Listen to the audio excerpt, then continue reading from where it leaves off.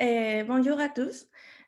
Aujourd'hui, c'est moi qui va présenter la conférencière. On a le plaisir d'accueillir à Deepa Agashe. Elle va rester aussi après la conférence un temps avec nous. Si vous voulez rester, vous êtes tous invités pour parler avec elle sur ses projets, son talk, vos projets, etc. Et, elle est une excellente chercheuse. Elle travaille au Centre national de sciences biologiques en Bangalore. Elle a fait son doctorat dans l'université, désolé, son bac dans l'université de Pune en microbiologie. Après ça, elle est allée à Texas, l'université de Texas, pour faire son doctorat en écologie, évolution et comportement.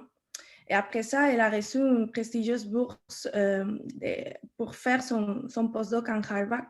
Et elle a travaillé en biologie évolutive. Et là, un parcours qui est excellent. Il a fallu que je choisisse entre ces nombreux prix et bourses pour présenter.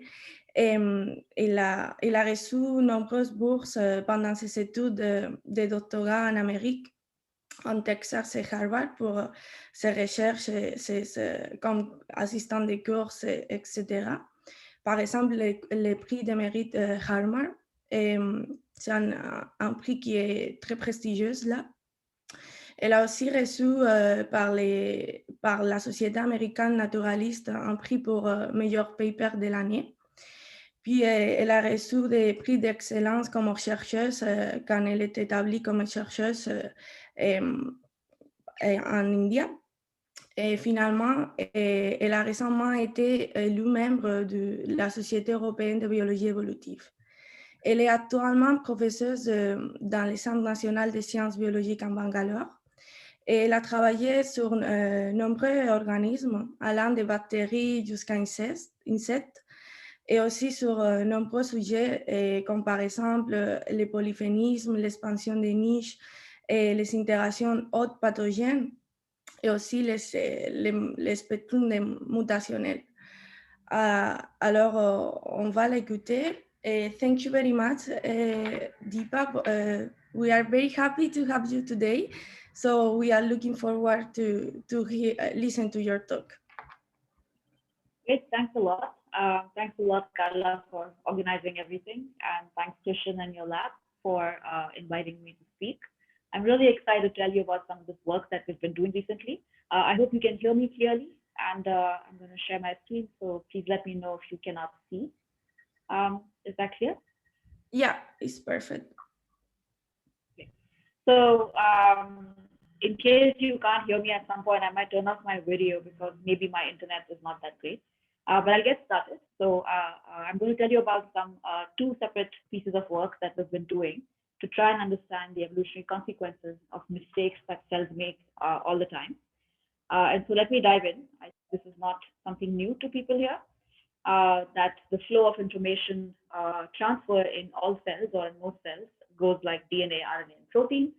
And there's a very high rate of error with which things are transcribed from DNA to RNA, as well as translated from RNA to protein. And this very high error rate has puzzled scientists and biologists for a really long time, because you would think that if we believe that optimization of function continually leads to better and better function for a given environment in sets of taxa. And so to have situations where the rate at which mistakes are made in these very fundamental basic processes for our life seems very, very strange. So people have tried to understand this for a long time. And in today's talk, I'll have two parts to my talk. I'll focus first on understanding the consequences for evolution of a high rate of translational errors. And in the second part, I'll focus on errors in the DNA replication or repair mechanism. So as you all probably are well aware, mistranslation is often very costly. And cells, we think, have evolved in many, many ways to minimize or tolerate this kind of mistranslation. So here's just a simple figure from Taupan's review from a few years ago. trying to understand under what conditions can mistranslation be deleterious or adaptive. And so in general, we think many mutant proteins where the DNA sequence is not changed, but the amino acid sequence is changed, can be deleterious for the cell, either because of formation of aggregates or because of production of different sort of unwanted pieces of protein which are not very useful and they're not doing the function that they're supposed to be doing. But in some cases, we know of instances where specific proteins get mistranslated at specific positions or in specific ways. And these particular mistranslated proteins are beneficial for the cell in a specific environment. So there are some instances we know where mistranslation can be adaptive or seems to be adaptive. And the bigger question that we wanted to try and ask is, when is global mistranslation beneficial? So not focusing on these very specific, very, very interesting examples of particular proteins getting mistranslated and being useful for the cell. A good example is stop codon read-through or some frame shifts in some cases. But we want to understand, when is global mistranslation beneficial? Could it be beneficial in a very broad and generalized way? And if so, what are the mechanisms and evolutionary consequences? So to do this work, we manipulated mistranslation in E. coli. This is work that was led by a really amazing independent postdoc who worked in my lab, Lasya Samhita. So she, for her PhD, had worked on trying to understand the function and molecular consequences of the initiator tRNA in E. coli, which is called the fMet tRNA. So this is the tRNA that initiates translation in most bacteria. And so every protein will typically start with this fMet tRNA. Any methionine which is incorporated in the middle of an amino acid chain is brought by a different amino acid, a different tRNA, which will carry a regular methionine. So E. coli has 4 different tRNA genes that encode this first methionine, the formal methionine. And what Lasya did is to delete 3 of these to create a mutant E. coli, which has a very low abundance of initiator tRNA. As a result, it has problems with beginning initiation, so it doesn't make protein as fast. Its overall rate of translation is low. It also introduces mistranslation that is occurring due to misinitiation. So it starts initiating translation at other amino acids, using other amino acids where it's not supposed to do that. So it leads to mistranslation in different ways. So this was one major way, and this is the one that I'm going to focus on today, where Lasya changed how much mistranslation is occurring in the cell. And because this is such a generic level of mistranslation, we end up having a global impact on the cell. We also manipulated mistranslation in other ways, but I'm not going to speak about that today. Just briefly, we introduced analogs of amino acids to introduce mistranslation. We also had mutants where the ribosome was either hyperaccurate or hypoaccurate. So we changed the ribosome's fidelity through mutations in the ribosome. And these are all known ways in which we can alter mistranslation. So I'm not going to show you the data for everything today, but I'll focus in today's piece on this mutant, which has less initiator tRNA genes and mistranslate at a higher level as a result. So one of the first interesting results we obtained was that mistranslating strain stress has a higher survival under stress. I'm showing you data for ciprofloxacin, which is an antibiotic which causes DNA damage. And so compared to the wild type strain, you see many more antibiotic resistant colonies on agar plates. If you plate, given per unit cell which was plated, you have more of them that seem to survive ciprofloxacin. This is a very high concentration of the antibiotic. Interestingly, we see similar survival benefits under other kinds of DNA damage, such as UV-induced damage and hydrogen peroxide-induced damage. We also see similar survival benefit for mistranslating strains under high temperature as well as starvation. So this suggested a very, very broad and in some sense very odd response or benefit of mistranslating, high mistranslation under a very, very different set and diverse set of stressful conditions. So we wanted to focus on ciprofloxacin to understand what is going on.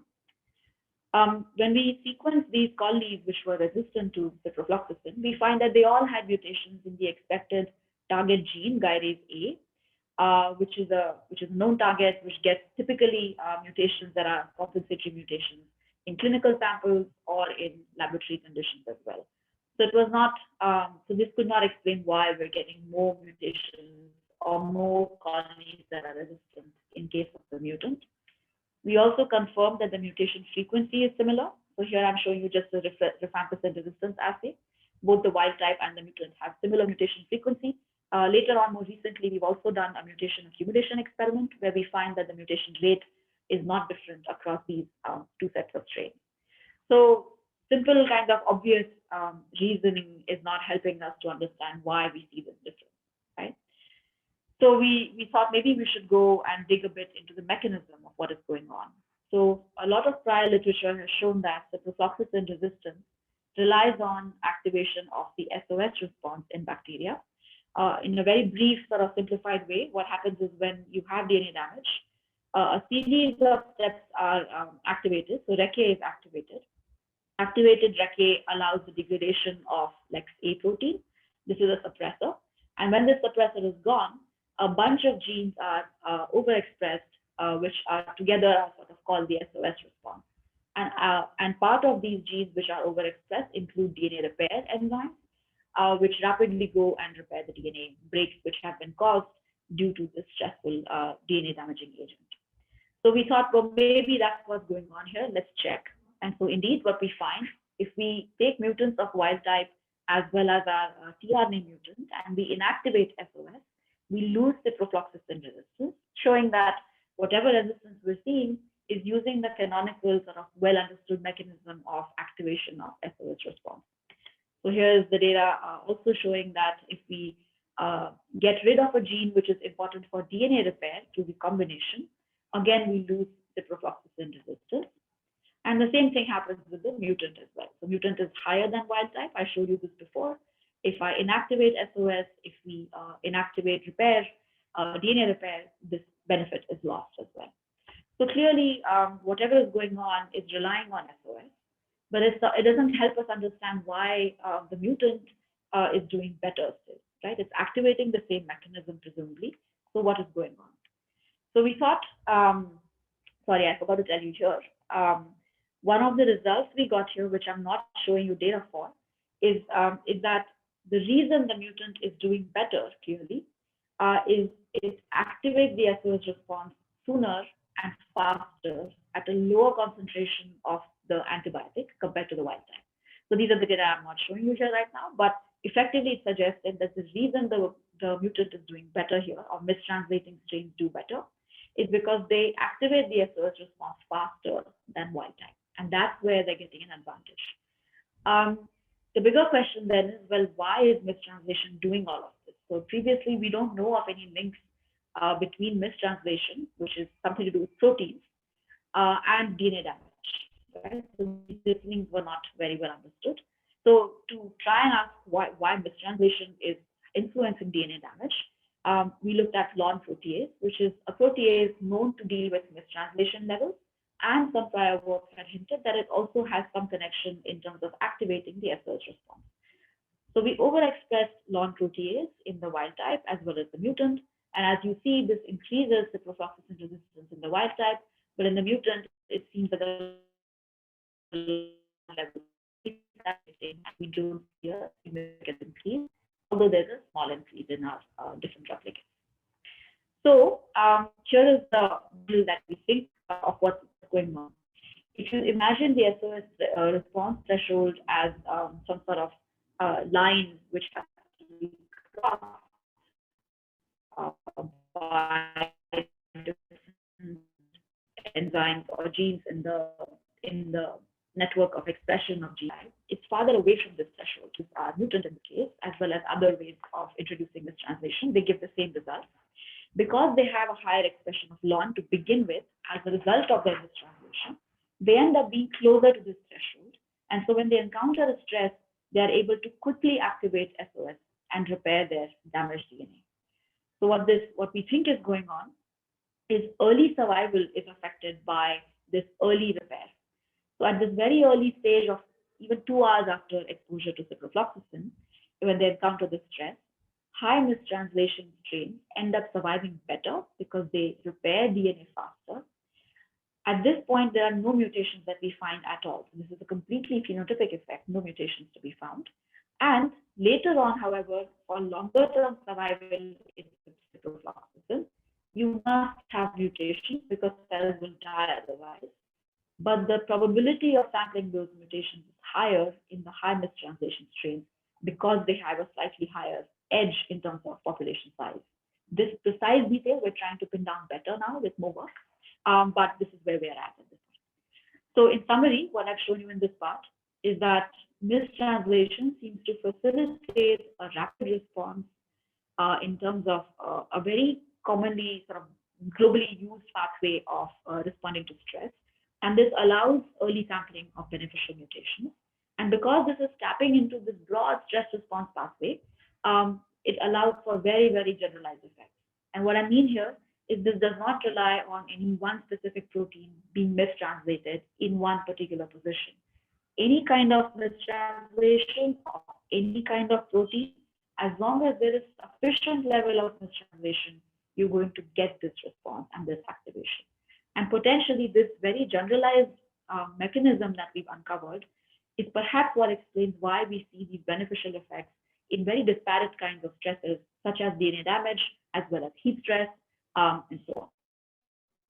What I've not shown you today, but which I think is an interesting sort of additional bit of data we have, is that mistranslation also increases cell-to-cell heterogeneity in growth and survival. So if we look at the single-cell level using microfluidic chambers, another machine, we find that individual cells have more variability in growth and survival-related traits when they are from a mistranslating background compared to when they're not mistranslating. And so given that there is this large heterogeneity that's introduced, there is a potential for this very broad non-genetic variation to alter evolutionary dynamics. And so this is again something that we're going to hopefully explore further. So this is where I'm going to stop with the first part of my talk, discussing what is the evolutionary impact of mistranslation and global mistranslation in E. coli, using an example of E. coli. And I want to move now next to the part of DNA repair and mutations in DNA. So this is something that is familiar to all of you, I think, but I'd like to just get everybody on the same page. So here is a sort of typical fitness landscape that we think about. We think of genotype space, there are fitness peaks, and we think selection usually pushes populations to the top of these peaks. And from a genome perspective, what might be going on is if you think of different individuals in a population harboring different genes, you can have mutations in different genes that show up over time. If some of these mutations are beneficial, under sort of extreme specific cases, we expect that these beneficial mutations will be fixed in the population, or they will spread over time in population. What governs this process? It can be broken down into two parts. One is fixation bias.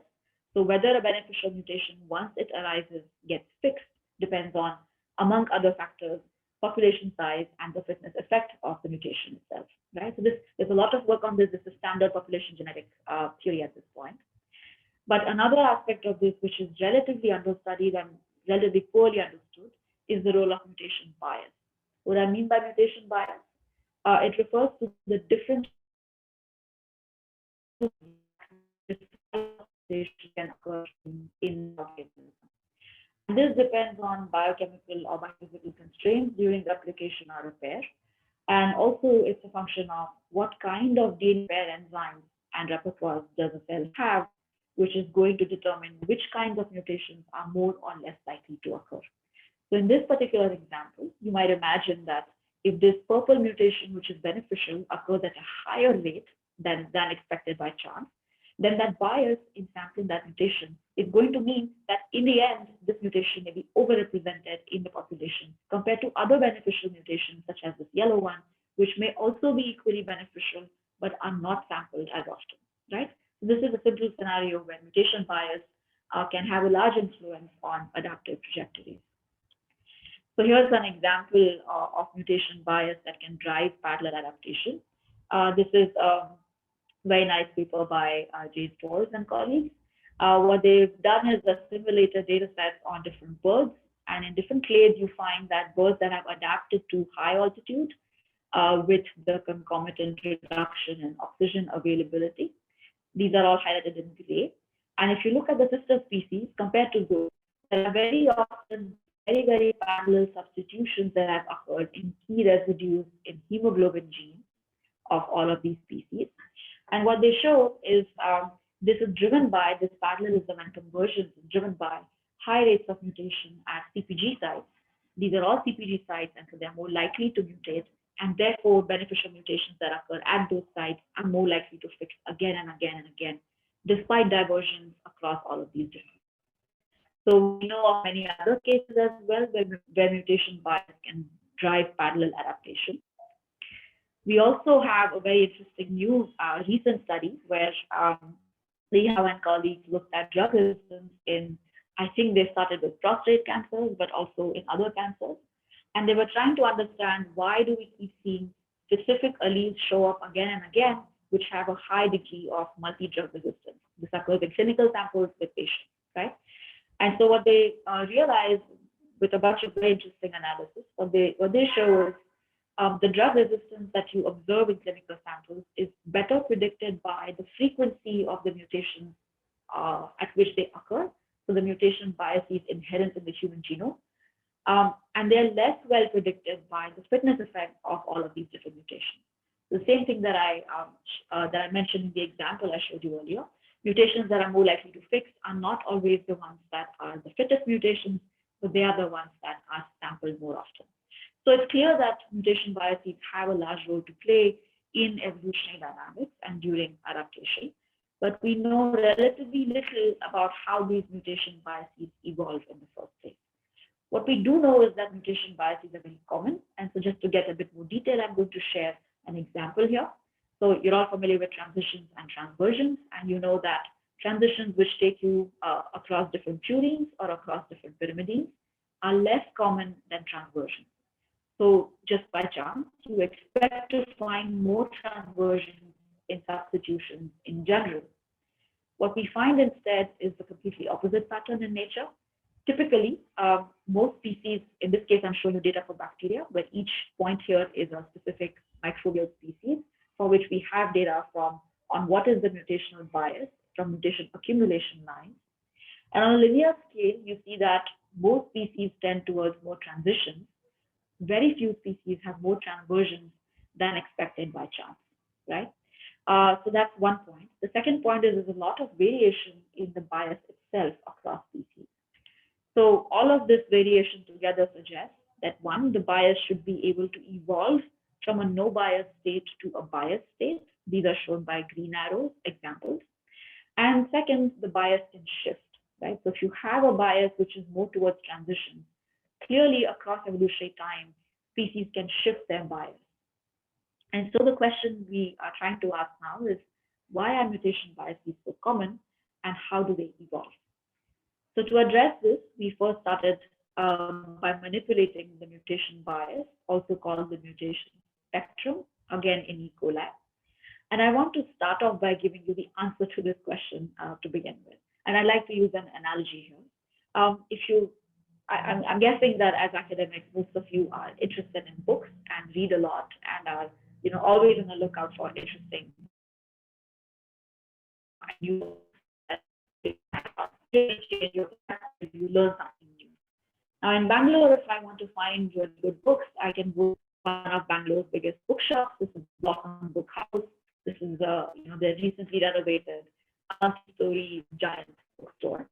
But what happens is, if you've been going to Blossom for a few years, you start seeing you're kind of finding the same kinds of books, right? Because they cater to a particular clientele. There's a certain set of books, and so you're not really finding too many things that are completely out there that will completely be new for you. What you can do instead is go in these back alleys of Bangalore, where there are these really old bookstores, secondhand books, and they're all lying helter-skelter. The shelves are crammed with books. And very often there you'll find something really interesting. But that's because these bookshops are not catering to a particular client, and they're sampling a space in a landscape which is completely different. So this is the ultimate answer that I'm going to give you in this talk today, but I wanted to prime you a little bit like this. If you want to find something really interesting and something different, you must go and look in a completely different space compared to what you have typically been searching. Yeah, that is really what I think mutational biases are doing. So if you shift the mutation bias, you're more likely to search an entirely different space, and therefore you will find gems that you would not find otherwise. That is the upshot of it. So to get to this, what we did is we created a strain of E. coli which has a DNA repair enzyme deleted. This is MUT-Y. So I'll be calling this the MUT-Y strain from now on. The wild type E. coli has a relatively balanced transition and transversion ratio, but it is slightly skewed towards transition. So there are slightly more transitions than transversions. It also has more GC to AT mutations compared to the other way around. When we delete the MUT-Y gene, which is the DNA repair enzyme, this is well known from prior work, we find that the bias on the mutation spectrum shifts dramatically. There are many more transversions now, and there are many more GC to AT mutations. So we know going in from prior work that this change in spectrum is going to happen. And now our goal is to ask what are the evolution consequences. So first thing we try and do is to map the distribution of fitness effects of new mutations, because that's one of the most important things that determines how is adaptation going to proceed. So to understand the evolutionary consequences of the shift in bias, which goes from wild type to MUT-Y strain, we want to collect single mutations of both of these strains, right? So we do mutation accumulation experiment. In brief, we took multiple lineages of each strain. We allowed them to go through serial bottlenecks for multiple generations. And in each bottleneck, we're randomly selecting a colony. We are doing this on very rich media so that selection is minimized. And the goal here is to try and allow any mutations to fix in the lineage at random. And from this, we're now going to choose a bunch of genomes to sequence, and we choose the strains which have a single mutation with respect to the original ancestor. So we get 80 such strains for both of these, which are now single mutational steps away from their respective ancestor. And then for each of them, we measure the fitness effects, measured as growth rate of each mutation in 12 different environments. And the goal here is to construct a distribution of fitness effects. I'll show you to you in the next slide. And what we find here is the MUT-Y strain is sampling many more beneficial mutations compared to the wild type. So let me walk you through this. On the x-axis is relative fitness. Relative fitness of 1 means these mutations are neutral. On this side, you have beneficial mutations. On this side, you have deleterious mutations. In green is the wild type, and in orange or pink is the MUT-Y. So what you see is, on average, the median fitness effect of mutations accumulated in the MUT-Y background is positive, about 3% fitness benefit, compared to wild type, where it's a net deleterious effect, again, about 3%. The wild type also has many more lethal mutations. These are conditionally lethal, which were, of course, not lethal in the LB-AGA, the rich media on which we did DMA lines. But when we tested them on new media, on different media, they turn out to be lethal. So there's 4 such mutations here, right? And the interesting thing is now what I'm showing you here is we've pooled together the data from all 12 environments. But if we look at these data separately, we find that in most environments, we see the same pattern, where the MUT-Y strain has a DFE, which is significantly shifted to more beneficial mutations. This is exciting and interesting. I wanted to understand where is this going, what other effects of these mutations are we seeing. We also looked at the quick effects of these mutations. What we find is the MUT-Y strain also has more beneficial pleiotropy. What do I mean by that? If I take any one mutation, which is beneficial, I can ask if it's beneficial in one environment, how many other environments is it also beneficial in, right? And so what we find is for the wild type, which is in green, most mutations are beneficial in only about 2 different environments, whereas for the MUT-Y, most mutations are beneficial in about 5 different environments. On the other hand, if you look at deleterious mutations, if I take a deleterious mutation in one environment, for the wild type, it is likely to be also deleterious in 5 other environments, whereas for the MUT-Y strain, a deleterious mutation is likely to be deleterious in only about 2 environments. So overall, what this means is, in general, if these strains are adapting to different environments, any mutations that they're fixing or sampling early on are less likely to be advantageous for the wild type, but more likely to be advantageous for the mutator, for the MUT-Y phenotype, right? MUT-Y strain, sorry. So this suggests that this benefit of that skewed DFE is percolating or should percolate over a longer term period as well. So now we wanted to go back to our original hypothesis that maybe this has something to do with the mutation bias and the spectrum.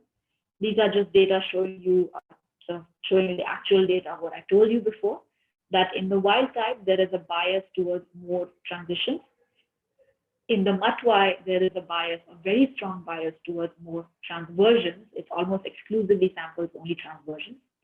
Similarly, the wild type has a slight bias from GC to AT mutations, and the MUT-Y strain has a very, very strong bias where it samples only GC to AT mutations. So we then ask, well, does that explain the fitness effects that we're seeing? And indeed it does. So focus here on, here's the relative fitness for each strain compared to its own ancestor. And what we're seeing is if you look at transversions in the wild type, they are slightly but significantly more beneficial even in the wild type background compared to transition mutations. In the MUT-Y strain, we do this analysis because the sample sizes were really, really skewed. Similarly, for GC to AT mutations, the kind of mutation that the MUT-Y strain is sampling more, which is AT to GC mutations, those tend to be more beneficial. So from this, what we concluded, for some reason, it seems like transversions and GC to AT mutations are more beneficial in general. Now, this didn't make any sense because from a biochemistry perspective, it shouldn't be the case that transversions or GC to AT mutations should generally be beneficial, right? So we were quite puzzled by all of this. So we asked, okay, well, maybe there are other reasons why we're seeing these effects. It's nothing to do with the bias. So we tested some alternative hypotheses. One possibility was that there's something else about these mutations which is important. So for example, maybe the MUT-Y strain is sampling mutations in a different part of the gene or the genome. So we tested that. We tested a large number of different things, and we don't find any differences across the MUT-Y and the wild type, right?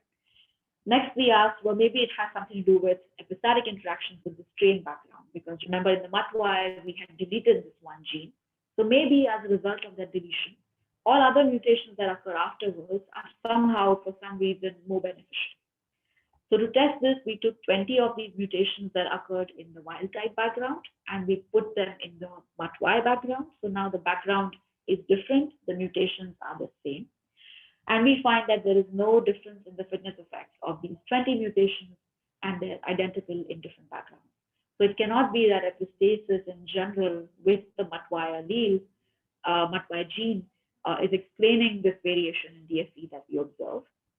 So we're pretty sure at this point that it has something to do with the mutation spectrum, but it doesn't make sense. And so this is where I feel super, super lucky to have a discussion with a mathematical biologist, Lindy Wall, who is also from Canada. And she and I started talking about these data, and I said, Lindy, do you think you could do some modeling to maybe understand what's going on? Why transversions generally seemingly better than transitions in our strains, and that is leading to the effect that we're seeing. So amazingly, Lindy had this sort of already intuition that if you change the bias, you're always going to be sampling different space, and therefore you're going to be at an advantage. But then she formalized all of this with these really nice simulations to help us answer these questions of, are these patterns general, and when are shifts in mutation biases beneficial? Is it that they will always be beneficial, or only in specific conditions will they be beneficial? So to address this, like I said, Lindy did some simulations. I'm going to explain to you what she did. She simulated adaptive walks on random fitness landscapes. So this is just one random fitness landscape, a picture. And she used this NK model. What does this mean? You imagine there is a genotype that you come up with randomly with n sites. So let's say if n is 10, you have a genotype which is 10 base pairs long. And you can choose arbitrarily to have k of these different sites or bases interact to affect fitness, and this is effectively simulating epistasis.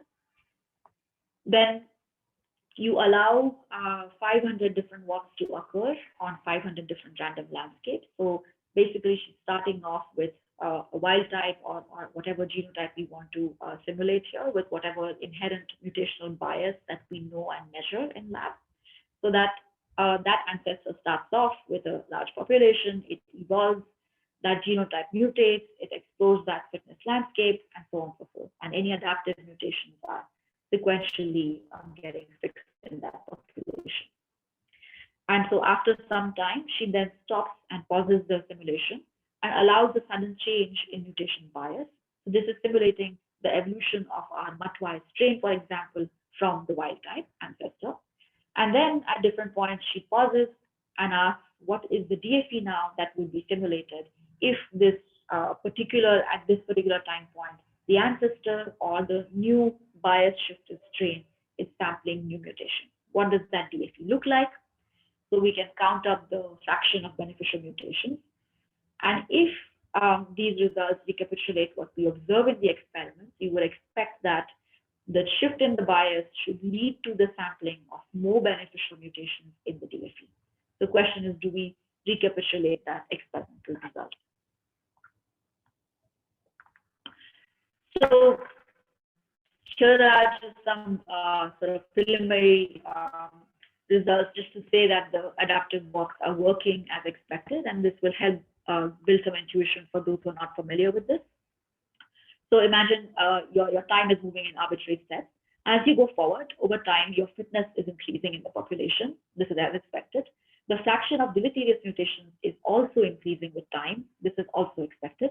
Whereas the fraction of beneficial mutations is reducing over time, right?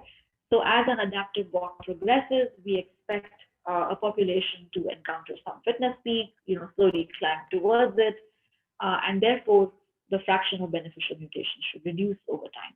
So this is all proceeding as expected. And so Lily pauses the simulation at different time points and estimates DFE at different points along the walk and asks, okay, now that you are at this position where you have a very small number of beneficial mutations available to you, what does your DFE look like, right?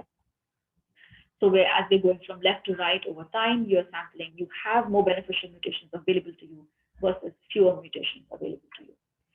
So here is one of the main results that Lindy found. Let me walk you through because this is a little bit complicated. On the x-axis, you have the bias. In this case, we're taking the example of transitions and transversions. So on the left, you have a bias of 0, which means there are more transitions. On this side, there are more transversions. 0.5 would be sort of the midpoint, and our wild type, our actual E. coli wild type, sits here somewhere. So it's a little bit on the left of this expected sort of no bias situation. On the y-axis, what we've plotted is the difference in the fraction of beneficial mutations sampled by a DFE where we say there's a mutt-wise strain versus a wild type strain. So here is the situation where there was a no bias, where I said, like I said before, conversions and transitions, we expect that situation to be about 0.66. And the actual mutt-wise strain has an actual bias, which is very, very strongly skewed towards conversion, where down here. And if we now say what's happening in this, the top part of this, where values on the y-axis are greater than 0, means that by shifting the bias towards this mutt-y as an example, we are going to increase the fraction of beneficial mutations that we sample. Okay, so all of this, anything in this situation is going to be advantage mutt-y. On the other hand, anything in this bottom part of this plot is going to be advantage wild type. There is not going to be an advantage of shifting the bias in this case, right? So what we see here clearly is when you have a mutation bias that goes in this opposite direction from the no bias situation, compared to the wild type scenario, you always have a benefit of changing the bias. On the other hand, if you are reinforcing the existing bias, which is what the wild type had, it was slightly shifted towards more transitions. If you shifted more towards more transitions, you always have a deleterious effect, right? So basically, reversal of mutation biases is always going to be beneficial. And now I'll explain to you what these different colors mean of these different lines. The colors are all referring to these different points in the adaptive walk that Lindy paused simulation and asked what is the fraction of beneficial mutations, right? So this line here shows you what happens when the pause is happening, or the switch in mutation bias is happening, where the wild type or the ancestor has only 4% beneficial mutations available to it. This is what happens when there are 34% beneficial mutations available to it. What this means is when the wild type is poorly adapted, that is early on in the adaptive walk, even a very strong shift in the mutation bias is less beneficial than than a relatively weak shift in the mutation bias if the wild type is well adapted already, right? So what this means is the benefit of a bias shift, the opposition of a bias shift increases when the time spent with the old bias is already long, right? So the longer you evolve with a given bias, the better it is to shift your bias. And by shifting, you have to take it in the opposite direction. So if you have been sampling only transversions, it's a great idea to now sample transitions. And we think what's going on here is because there are, let's say, a fixed fraction of beneficial mutations across all types of mutations. If you've only sampled transitions, you have only sampled the beneficial mutations that are transitions, right? And you've oversampled those. Whereas all kinds of transversions, which include beneficial mutations, you have undersampled because you don't do transversion. So now, if there's a mutant that comes along that shifts your bias towards extremely oversampling transversions, you have a great time because you're going to find all these beneficial mutations which you had not found before. And we think that is what's going on. That's what's going on with our experimental data. One other interesting prediction that this simulation makes, for which we have no data yet, is that the evolution of mutation bias in an unbiased ancestor is selectively neutral. So Lindy did similar simulations to what I just showed you, but this time she started with an ancestor who has no bias at all to begin with. So it's not like a wild type where there is already a bias. She starts with an unbiased ancestor and asks, now what happens if I shift it randomly to a bias more in the same direction or not? And what she finds is it's all neutral. There's no selective advantage or disadvantage to having a bias in the absence of a bias. So no bias state is not stable. It will drift to a bias state very quickly. And once the mutation bias arises, it should evolve under selection. So these are two main predictions. So what we wanted to do next is to quickly ask whether the shifts in mutation bias occur often during evolution. And to do this, we mapped evolutionary changes and bias in the bacterial phylogeny. I'll briefly go through how we do this. So we have the presence absence of enzymes in extant taxa. These are all, imagine a bacterial phylogeny. And using homolog detection, we can say, are each of these different DNA repair enzymes present in the different taxa? We can then use data from knockouts for these species like E. coli. And so we know, for example, knocking out the yellow gene here leads to a higher transversion bias in E. coli. And using these data, we can then infer what the bias of these other species should be, for which we don't have any experimental data. Using that, we can then map what the actual bias here might be. We then do ancestral deconstruction to map what the enzyme gains and losses across the phylogeny should be.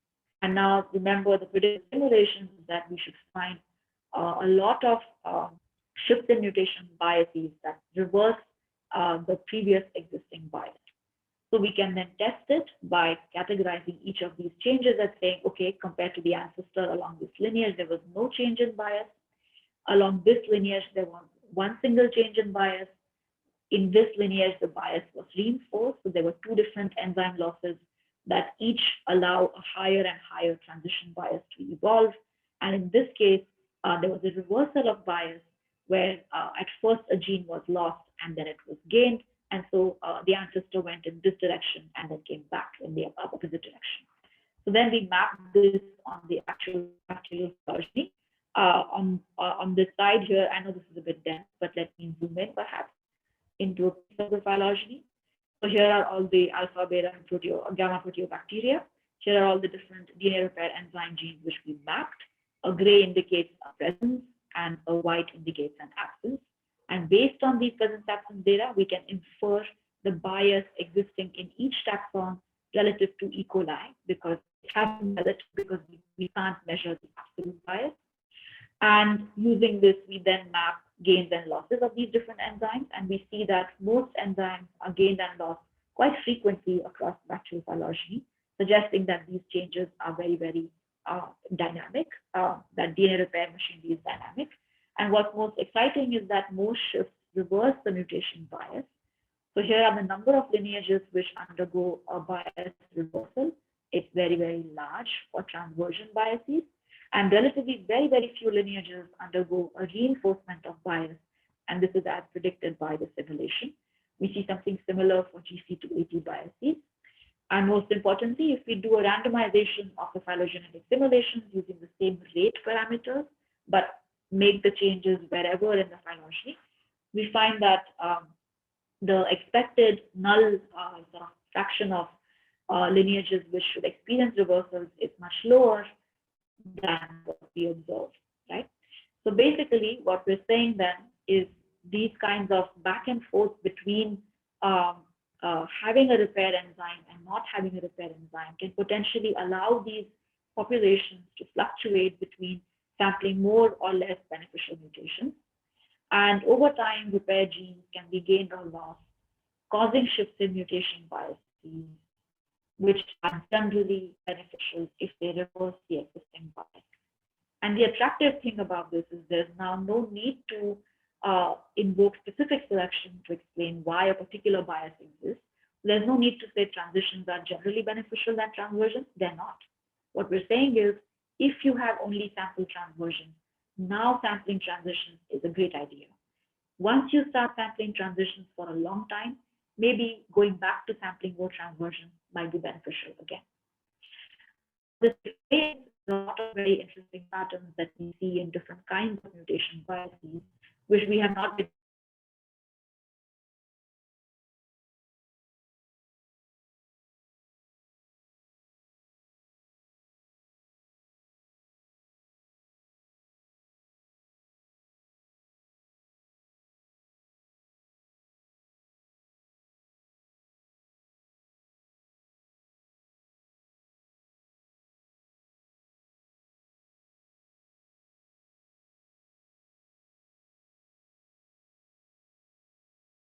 for, because we have not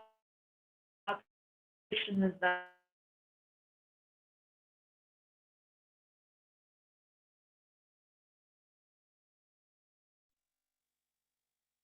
I think I got dropped. Should I'll go back to my sharing screen. What was the last thing you heard? We were in the summary. Okay, cool. Great. So yeah, so we expect that both of these should determine the rate, the dynamics of mutation. And finally, I'll end by thanking all of the amazing people who've done this work. So this is the team, last year part, people from my lab and Shashi's lab who collaborated with us for the single cell heterogeneity work. This is Stephen, a postdoc with Shashi.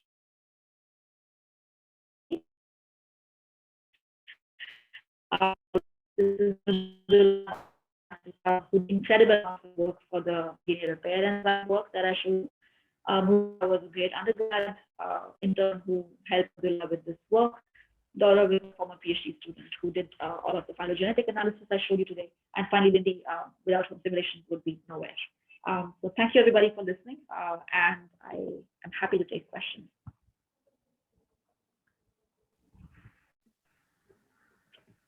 Yeah, thank you very much, Deepa. It was very interesting. I think we lost you at some points, but anyway, it was an impressive talk. So we are happy to receive a question from the audience. If you have some of them, feel free to ask.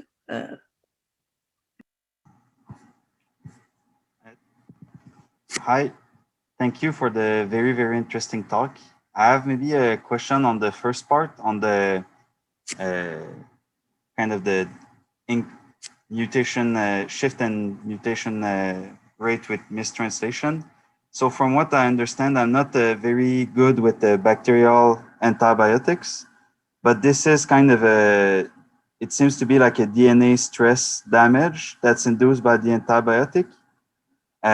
Do you think you would get something very different if you use an antibiotic that acts through also translation stress? Like if you shifted the stress to another pathway, would you get kind of the same results, or there would be like maybe interactions that we cannot predict? Yeah, so we didn't see a benefit with other kinds of antibiotics. We did try those. So I think it's because the activation of the SOS is not known to be at least useful in some of the other contexts.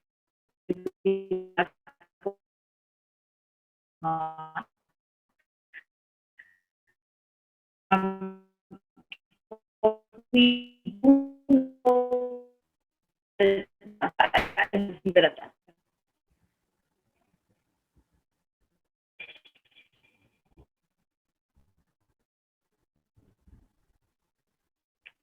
Hello? Yes. Would you mind just giving the second part of your answer again? It kind of lagged out. Sorry.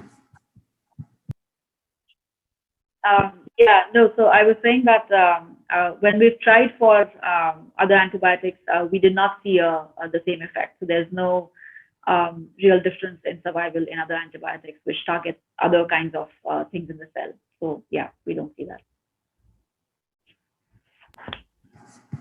And maybe in the same track, would you also have a way to increase the rate of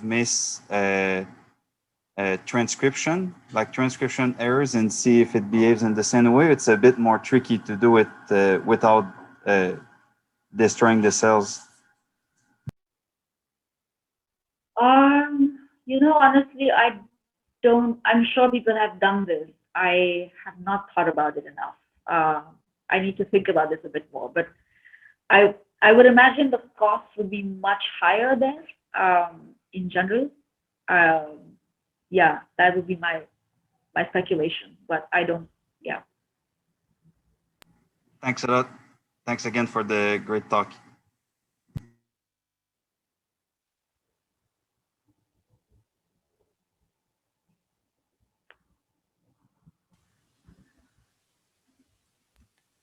Are there other questions? Yeah, I have one. So thanks again for the very fascinating talk. I really loved it.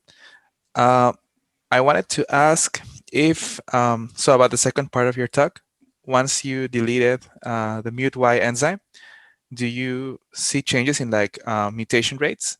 And about the beneficial mutations you see, are they like predominantly in coding sequences, or are they in regulatory sequences or elsewhere? Yeah. So yeah, we do see an increase in mutation rate.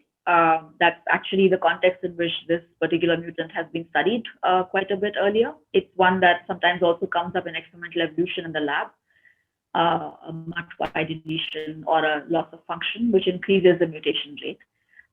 In our case, for our work, that didn't matter because we only took single mutation steps. So the mutation rate was kind of not considered at all. And then the second question was, do we get mutations in regulatory as well as coding sequences? Yes, we do.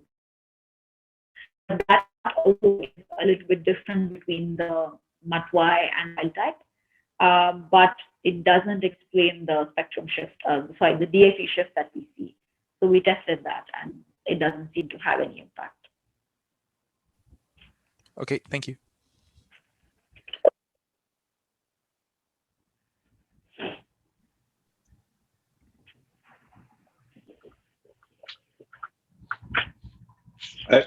I have a question also. I don't know if anybody else is asking a question. Anyway, I'll go ahead.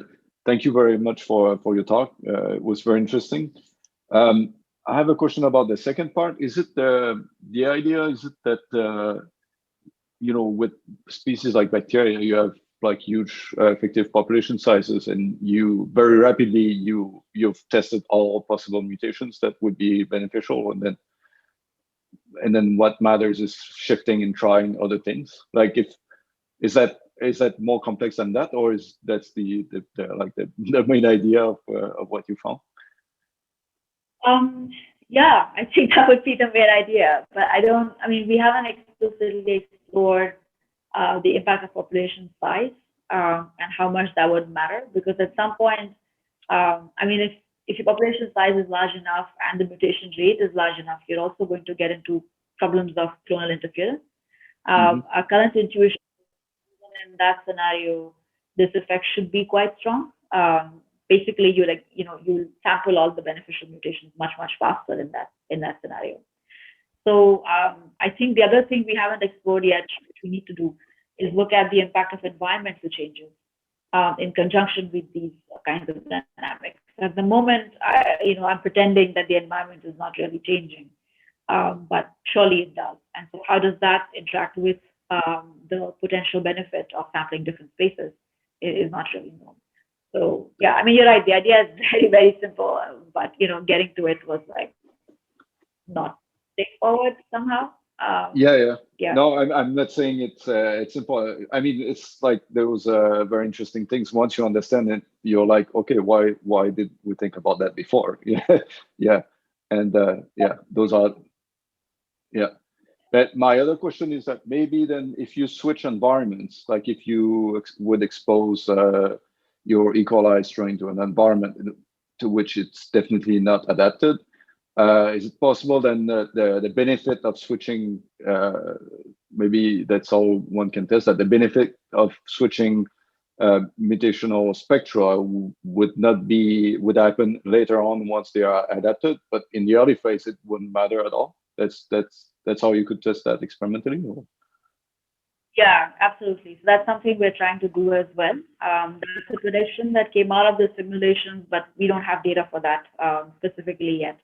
So we're trying to do that. I think the one tricky part though is, given how much pleiotropy we find across different environments, I suspect that it's not going to be as clean as we intuitively think it's going to be. So if we are able to account for pleiotropy well enough, I think we can get to still these testing these simple, straightforward predictions. But I'm a bit worried that pleiotropy is going to mess things up, and we will not see the simple, clean patterns that we expect to find. So we need to get data, and then we know what we see. But yeah. Yeah, very nice. Maybe one last question. So you mentioned one of the you mentioned in your introduction study where they saw convergent evolution, and that was caused by mutational bias. And I don't work on convergent evolution, but I'm always interested in what I see it happening. And it seems that it's not, most of the time this is completely ignored, right? That you have some rates, if you have an increased rate towards one phenotype, just naturally you expect a lot of convergent evolution. And when people test whether what they see is convergent evolution, they don't seem to take that into account because they can't measure it right properly. So we just ignore it because we can't measure it. So what's your idea about that? What should we do about that? Well, try to measure it, I guess, but it's hard, right? Because even for bacteria, there's only a handful of species for which we have an idea of what is the mutational bias, right? Because it's a lot of tedious experiments that are required to do this kind of work. And honestly, the kind of stuff that we did right now, we could not have done 10, 15 years ago. A group, a bunch of people did the hard, mutation experiments that then tell us what these biases actually. I think for eukaryotes, the data set is even smaller because experiments are even more tedious. So I think we simply don't have a very good handle on what mutational biases look like. And other ways of measuring mutational biases or estimating them involve, for example, looking at very closely related lineages, where you expect that selection has not yet, thrown out a bunch of mutations, where mutational biases might still play a role. or looking at regions of the genome where you might expect more neutral evolution to be occurring. Use those as proxies to get to mutational biases. But there are limitations to all of these methods, and so I mean, I think it's just challenging to measure it. So yes, we need to measure it. It's a great idea, but I think it's easier said than done. So yeah, I feel like I don't have a great solution to it. Yeah, but where people have in hindsight gone back and did this measurement and accounting, they typically find that quite a substantial fraction of the conversions is explained by the bias itself. Yeah, thank you. Yeah, so I have also some questions, but I'm not sure if we should shift people who wanna leave can do it now, or maybe ask them. But yeah, just to say officially that we are very happy to listen to your talk and grateful for having here. Thanks for your time. So yeah, I can ask the question right now. We pass for the after conference timing. So yeah, I think it's very interesting, the first part, well, both part of the talk, but I want to focus first in my question in the first part. I was surprised because of this, sorry, fixation of 24 hours of this mistranslation to cope with DNA damage stress. So how many generations is that in bacteria? 24 hours. About 20, 25 or so, depending on the exact growth rate of the different strains involved, but in that ballpark. Okay, and do you expect this fixation in other stress? I mean, this time of fixation, for example, in other stress that is not related to DNA damage? Yeah, so actually, before we go ahead, maybe I should explain this is all on agar plates, right? So it's colonies that are growing up. And so if your initial colony at some point early on does not get a mutation, it's going to be dead. We will not see that colony. That fixation that I'm talking about is really within a colony. Yeah, okay. Right, so colony that comes up has the mutation because it will not survive that long without the mutation.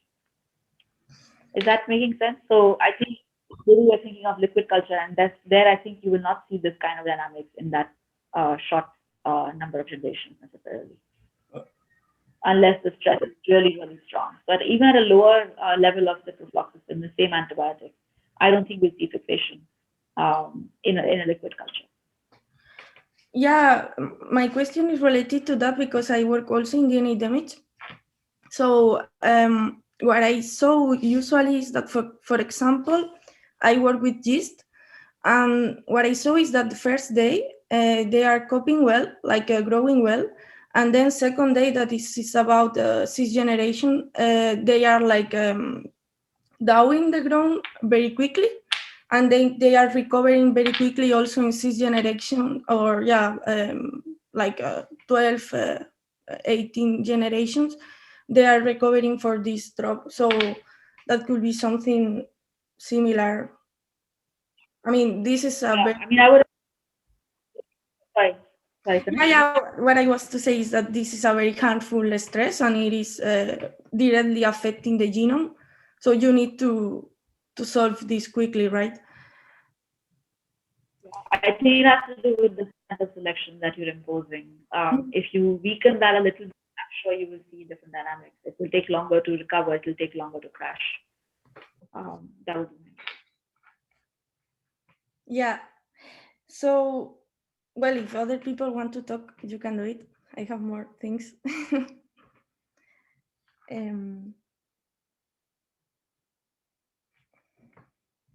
So what happens at this symposium part later? I wasn't quite clear on that. If people have questions, and I have questions as well of you guys do. Maybe we want to know a bit about what people do.